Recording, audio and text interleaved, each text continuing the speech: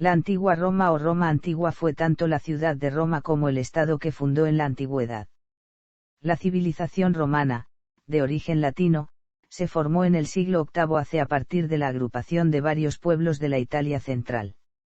Roma se expandió más allá de la península itálica y, desde el siglo I hasta el siglo V, dominó el mundo mediterráneo y la Europa occidental mediante la conquista y la asimilación de las élites locales. Durante estos siglos, la civilización romana fue una monarquía, una república oligárquica y posteriormente un imperio autocrático. Su dominio dejó un importante legado lingüístico, jurídico, artístico, religioso y cultural que contribuyó profundamente a dar forma a la civilización occidental. La imagen de una ciudad en continuo progreso no se corresponde plenamente con la complejidad de los hechos. Su historia no ha sido de crecimiento continuo, el progreso ha sido seguido por el estancamiento y a veces incluso el retroceso. Sin embargo, los romanos lograron resolver las dificultades internas nacidas de la conquista bajo la República transformando sus instituciones republicanas. El establecimiento del imperio marcó el inicio de un periodo en el que la conquista romana alcanzó los límites del mundo conocido en aquel tiempo. A partir del siglo III, el mundo romano sufrió las grandes invasiones de los bárbaros del norte de Europa y Asia. Para resistirse a ellos, el imperio tuvo que crear una nueva estructura burocrática y militar. Este periodo coincidió con el establecimiento del cristianismo como religión del Estado y la división del imperio en una mitad occidental y oriental.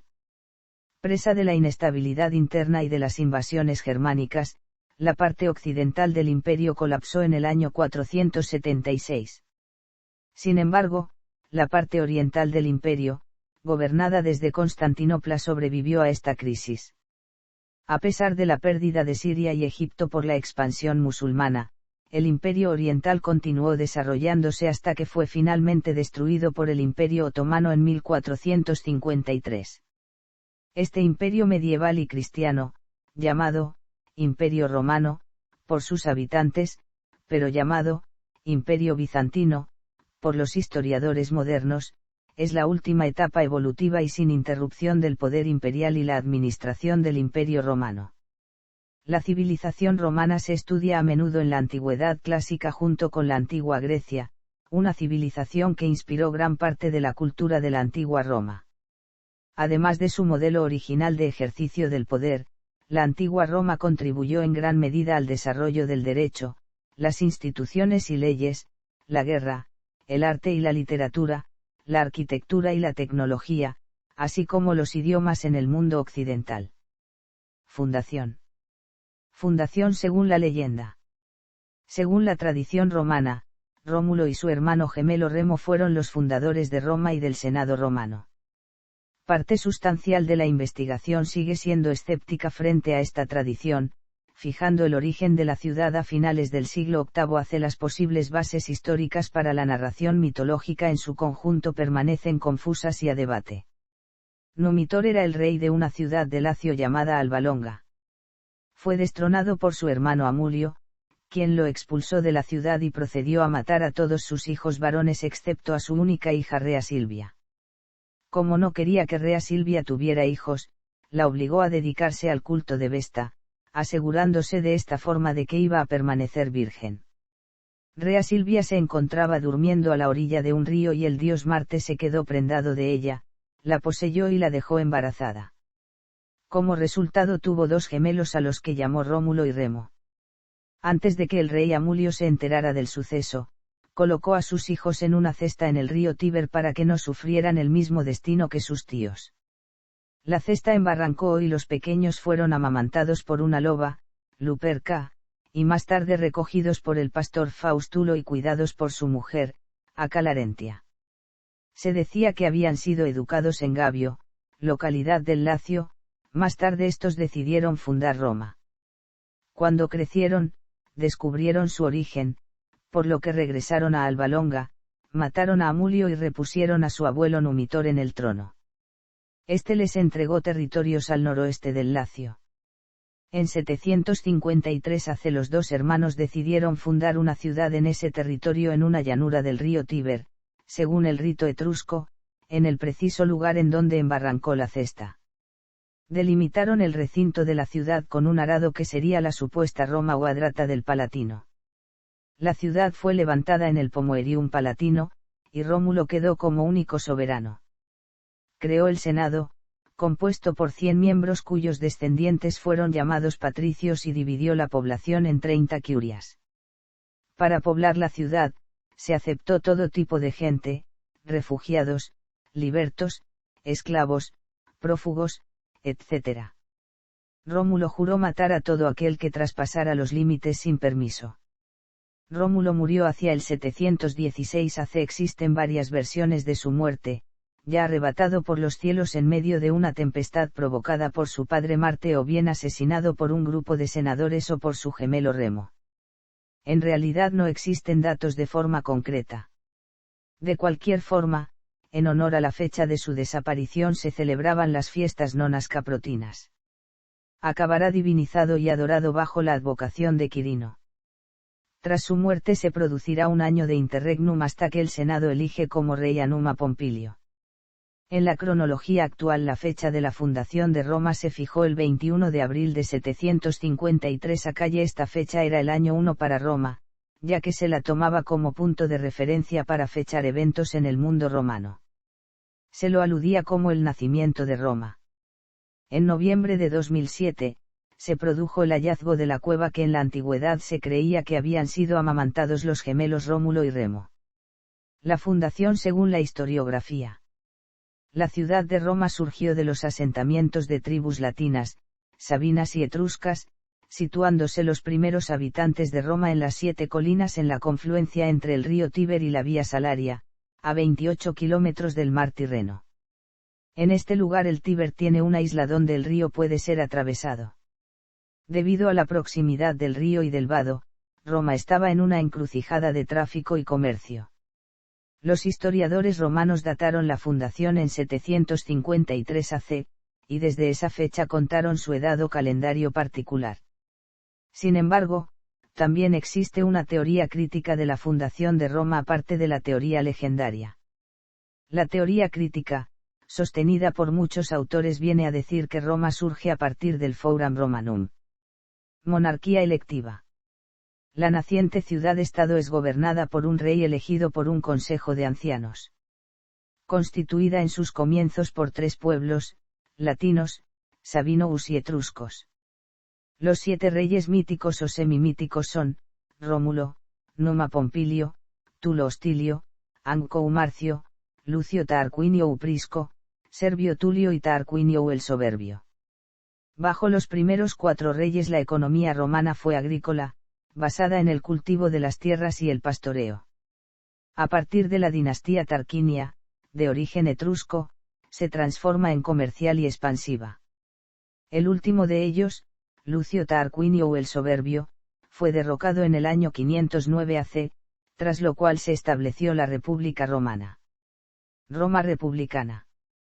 La República fue establecida el año 509 AC, según los últimos escritos de Tito Livio, cuando el rey fue desterrado, y un sistema de cónsules fue colocado en su lugar.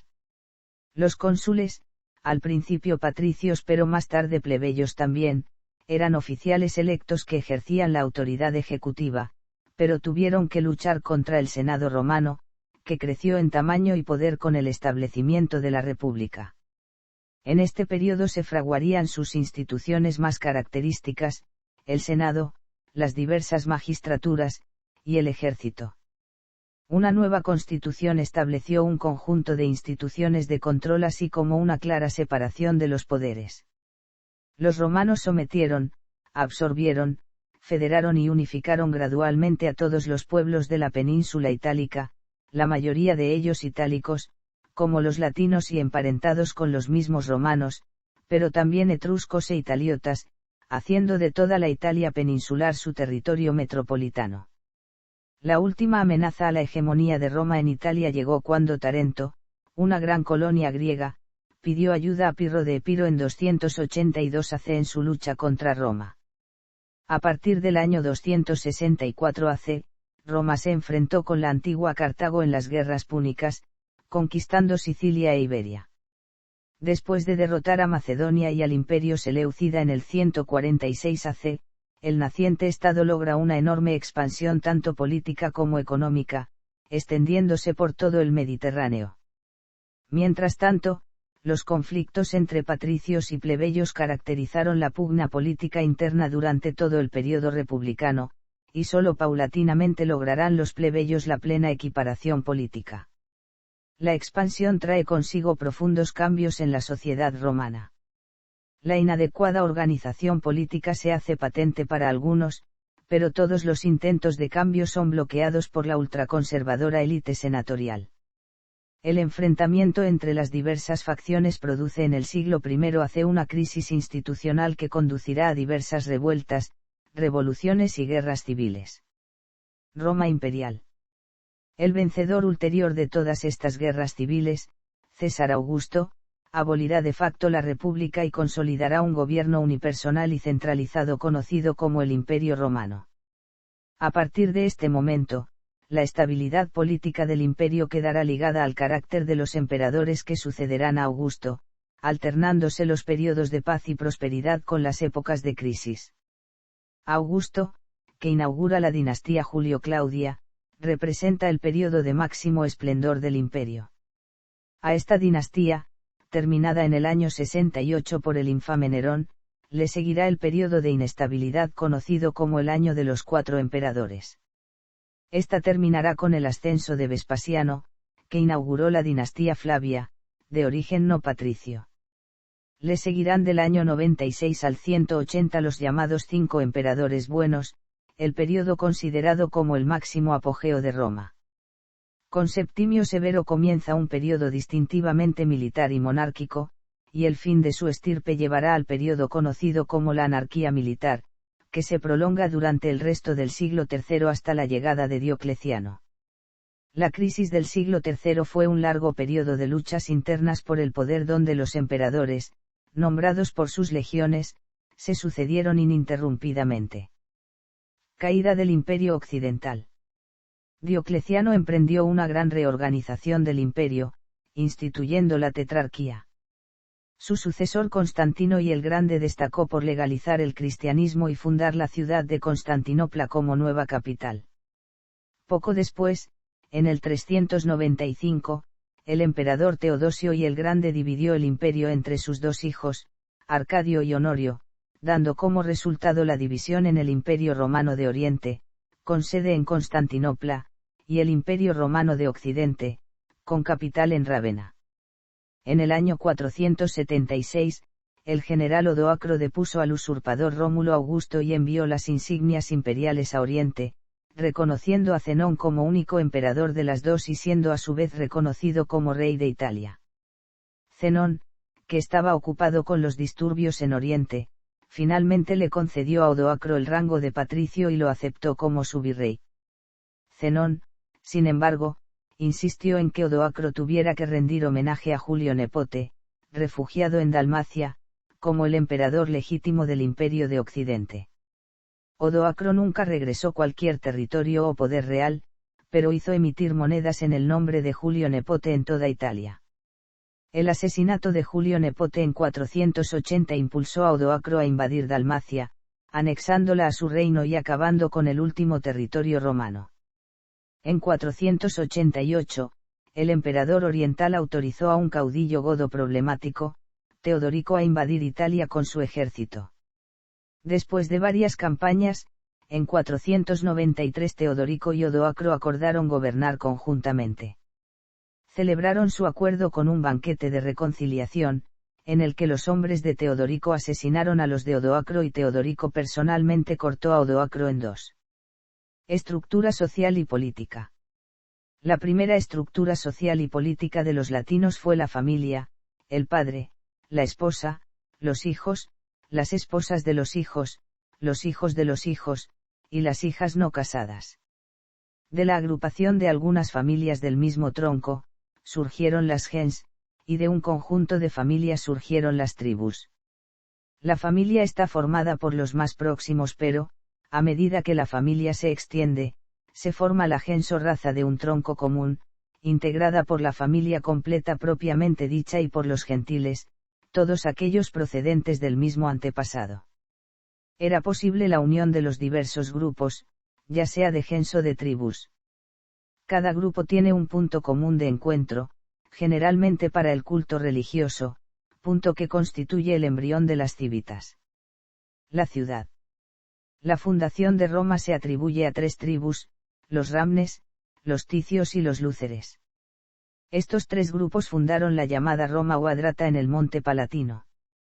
Otra ciudad fundada por otro u otros grupos en el Quirinal, se unió a la Roma o Adrata, surgiendo así la civitas llamada Roma.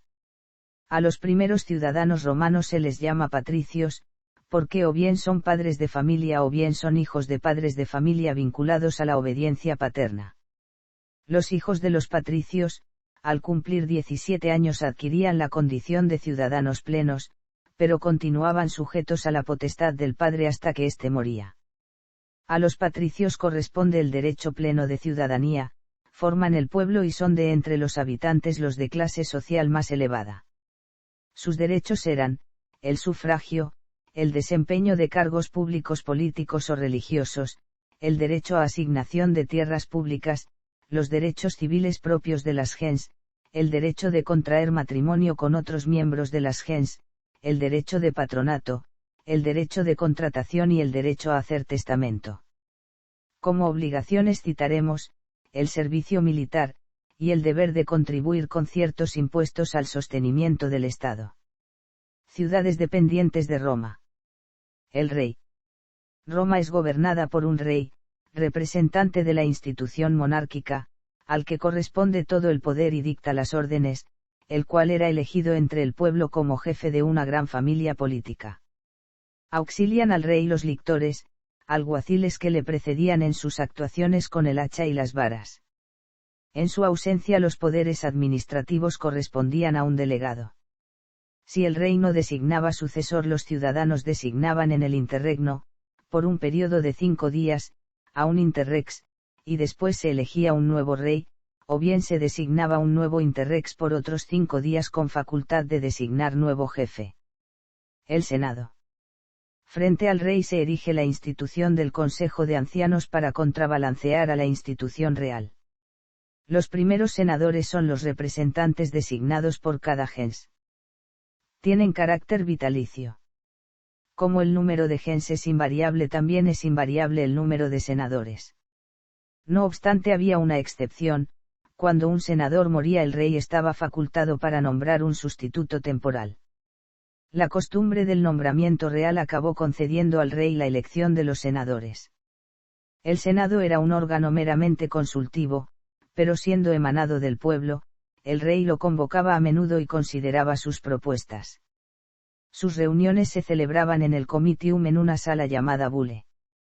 Más adelante había un grupo de gente que decidía quién iba a enfrentar al rey y quién manejaría las entradas del dinero. Divisiones de la población romana: las gens barrai, las curias barrai y las tribus barrai. None. Los comicios. Las decisiones en Roma se adoptaban en los comicios, es decir, en las votaciones de las asambleas. Los comicios más antiguos son los comitia calata, convocados por el rey para solemnizar ciertos actos religiosos. Los comicios políticos eran aquellos en los que votaba la población organizada en curias.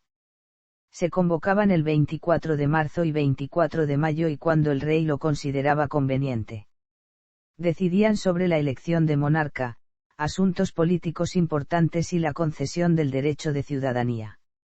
El convocante presentaba una propuesta y los ciudadanos de la curia con derecho la votaban. Cada curia era un voto y se precisaba el de 16 curias para la aprobación. Ciudadanos plenos, honorarios y clientes.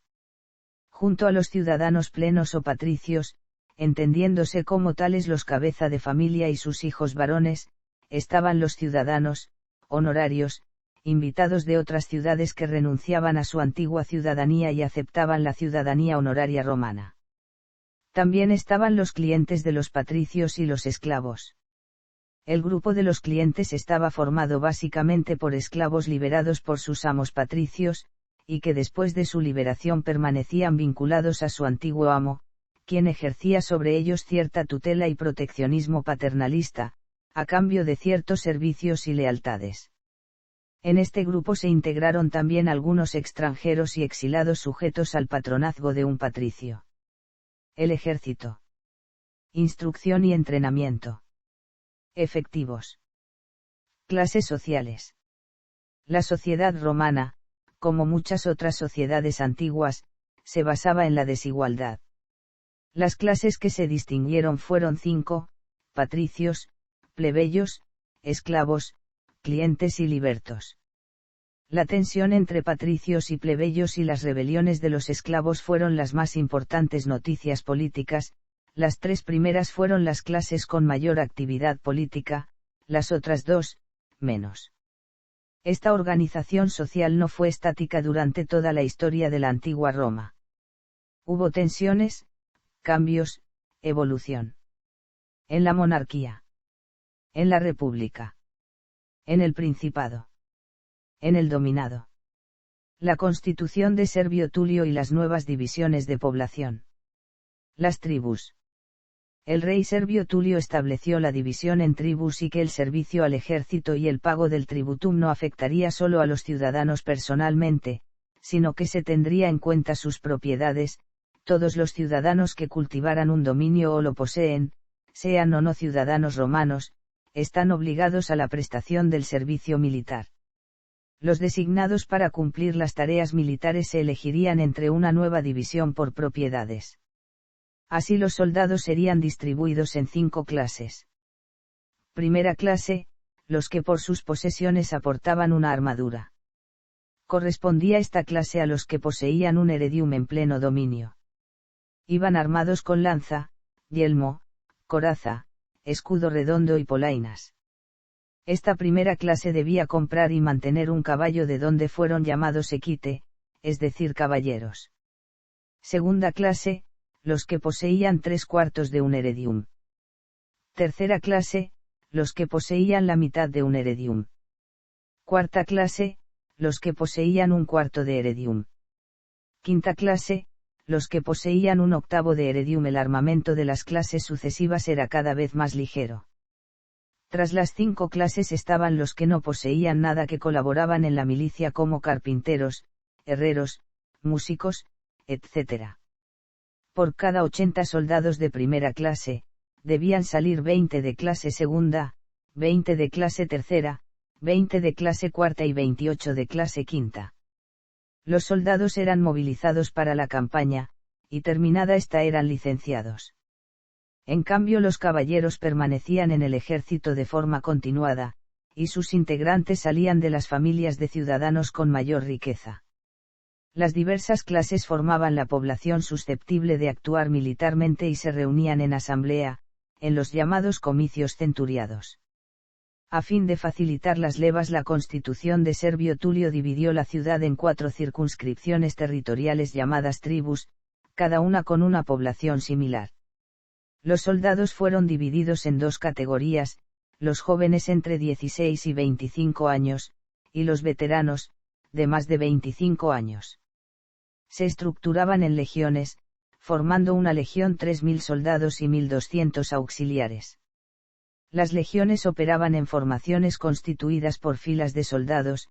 Las 4 primeras filas estaban integradas por soldados con armadura completa. Una legión se dividía en centurias. Casi la mitad de los hombres de una legión disponían de armadura completa.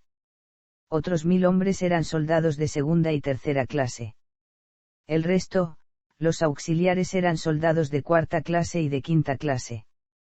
En una legión había 1.050 hombres de cada una de las 4 tribus en que se dividía la ciudad, y en las centurias, cada tribu aportaba 25 hombres. En esta época Roma disponía normalmente de 4 legiones. Cada legión contaba con 300 caballeros. Todo lo que los soldados ganaran en la lucha, fueran muebles o inmuebles, pasaba al Estado romano. El censo. Este sistema de reclutamiento en razón de los bienes poseídos, hizo necesario establecer un censo de propiedades y transmisiones, que se revisaba cada 4 años. Un efecto inmediato fue el de dividir a la sociedad romana.